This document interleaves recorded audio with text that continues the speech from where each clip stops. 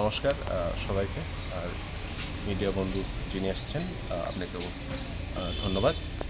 আমাদের এই যে গুড ফ্রাইডে খ্রিস্টানদের বিশেষ একটা ইনফ্যাক্ট দিন বলে আমরা মনে করি। ইনফ্যাক্ট গুড ফ্রাইডে যদি না হতো তাহলে ক্রিসমাস হতো না।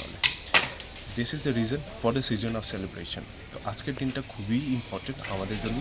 আজকের দিনে যীশু খ্রিস্ট এই পৃথিবীতে এসে সব মানবতার হিউম্যানিটির জন্য এসেছিলেন। তিনি প্রেমের কারণে, আমাদেরকে খুব প্রেম করার কারণে ক্রুশে নিজেকে বলিদান দিয়েছেন। সেটাই হচ্ছে গুড ফ্রাইডে।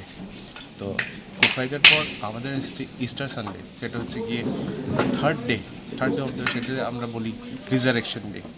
যার কারণে খ্রিস্টানদের জন্য Good Friday is a very important day where in every soul as a Christian we bow today marking the great ever man that had been on this earth, great ever God that had been on this earth. সেটা হচ্ছে কি good Friday.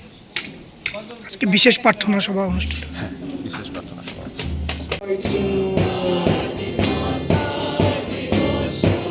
Just some soul plays that money.